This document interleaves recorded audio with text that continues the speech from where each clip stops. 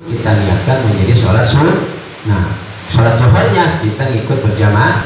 Nah ini sunnahnya. Kalau kita lagi sholat sendiri tiba-tiba melihat ada orang jamaah, ya udah rubah itu niat sholat zuhur Anda yang Anda lakukan sendiri menjadi sholat sunnah. Selesaikan, buru-buru ikut jamaah. Maksudnya seperti itu ya. Walusallima dan uluk salamlah siapa munfarid min rakaataini dari 2 rakaat. Salat zuhur baru 1 rakaat, di sampingnya ada orang jamaah, ya udah buru-buru sholat zuhurnya dirubah menjadi sunnah. Kerjakan 2 rakaat salam baru kita ikut jamaah sholat zuhur. Nah, ini caranya. Kalau kita lagi sholat sendiri tiba-tiba ada orang melakukan sholat jamaah.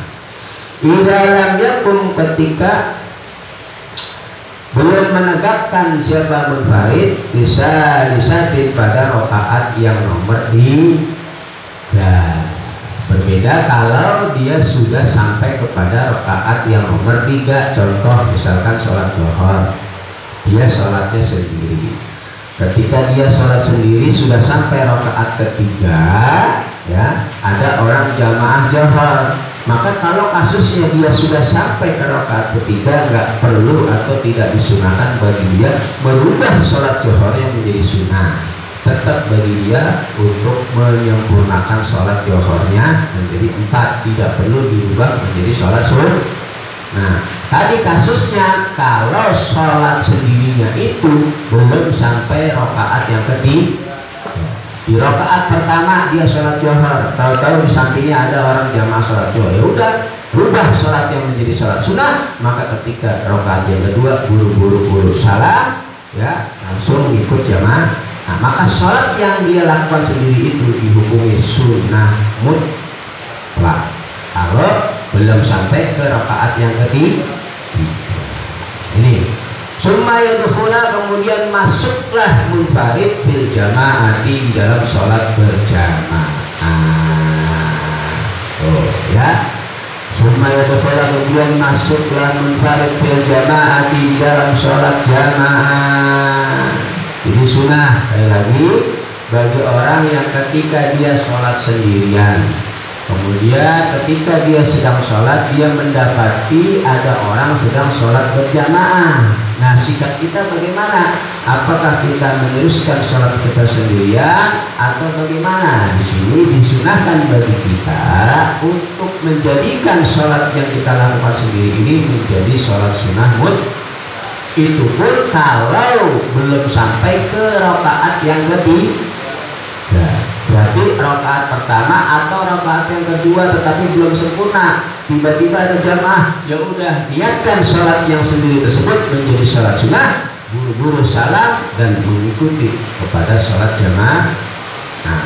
Nah, ya memang seperti itu permasalahannya. Disunahkan bagi orang yang sholat sendiri untuk menjadikan sholat yang menjadi sholat sunnah ketika ada golongan jamaah melakukan sholat berjamaah seperti itu. Tapi in khasyah, apabila mengkhawatirkan siapa munfarid, in khasyah apabila mengkhawatirkan munfarid total jamaati, pada hilangnya jamaah.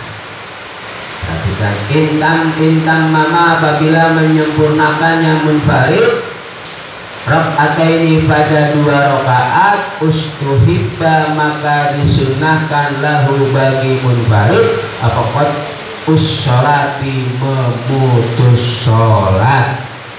Ya, nah ya memang caranya seperti itu.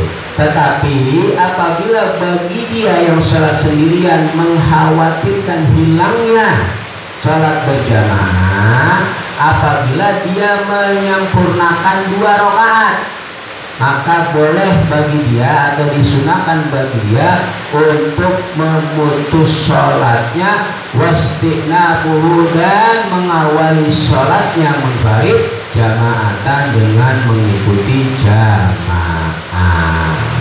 Ya, dengan mengikuti jamaah. Contoh, dia sholat sendiri, sholat zuhur, ketika takbiratul Allahu Akbar baru 1 rakaat, dia lihat dengar di ujung sana ada orang sholat jamaah. Kalau dia sempurnakan 2 rakaat takut ketinggalan jamaah, boleh bagi dia tidak memutus walaupun hanya 1 rakaat. 1 rakaat selesai, assalamualaikum, assalamualaikum, buru-buru dia mengikuti jamaah yang ada. Nggak perlu disempurnakan sampai dengan 2 rakaat kalau khawatir tidak mendapati sholat berjamaah. Di sini menegaskan bahwa kita pentingnya sholat berjamaah. Tuh ya, pentingnya sholat berjamaah. Walaupun kita sedang sholat sendiri melihat jamaah putus atau niatkan menjadi sholat sunnah, baru kita ikut. Zakarahu menyebutkan Imam Nawawi pada istidrak membalik niat sholat dari sholat fardu yang munfarid menjadi sunnah fil majmu' di dalam kitab majmu'nya. Zakarahu menyebutkan Imam Nawawi dalam permasalahan ini istidrak, yaitu membalik niat sholatnya dia menjadi sholat sunnah karena untuk mengikuti jamaah disebutkan fil majmu'i di dalam kitab majmu'.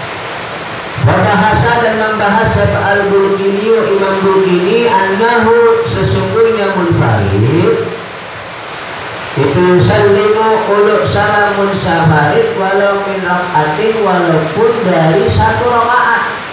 Kalau menurut Imam Bulkini bagi beliau ya uluk salam lah si munfarid tersebut walaupun hanya 1 rakaat sholat yang dia lakukan.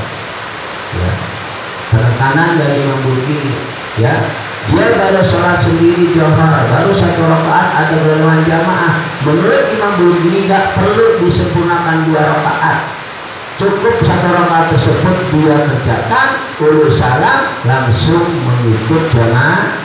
Nggak perlu disempurnakan menjadi 2 rakaat. Amma idza qama, perhatikan. Adapun ketika sudah menegakkan si munfarid, orang yang sholat sendiri as-salasati lisatin pada rakaat yang ketiga. Amma idza qama, adapun ketika sudah menyempurnakannya munfarid, orang yang sholat sendiri lisatin pada rakaat yang ketiga, akan maha maka sempurnakanlah Allah munfarid pada salisah nabuman dengan jalan sunnah illa makhsya apabila tidak mengkhawatirkan munfarid total jamaati pada hilangnya jamaah. Summa yadkhulu kemudian masuklah munfarid fil jamaati di dalam berjamaah. Kalau dia sudah terlanjur kepada 3 rakaat maka sempurnakanlah sholatnya. Kalau memang dia tidak mengkhawatirkan hilangnya sholat berjamaah. Tapi kalau dia khawatir hilangnya sholat berjamaah, ya langsung saja putus di rakaat yang ketiga. Rakaat ketiga salam langsung dia ikut berjamaah. Ini permasalahan bagi orang yang sholat sendiri. Paham nggak?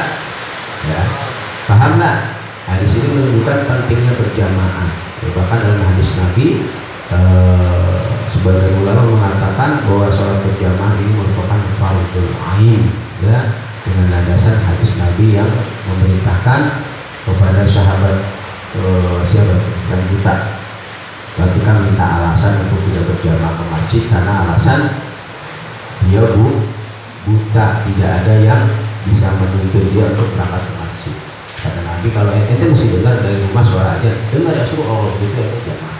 Ini menegaskan pentingnya sholat berjamaah. Sebagian ulama mengatakan fardhu ain. Nah, kalau Syafi'iyah kita jamaah itu adalah fardhu kifayah, yang mana apabila dalam satu wilayah sudah ada berjamaah minimal imam dan makmum, maka yang lain telah bergiliran untuk melakukan sholat berjamaah.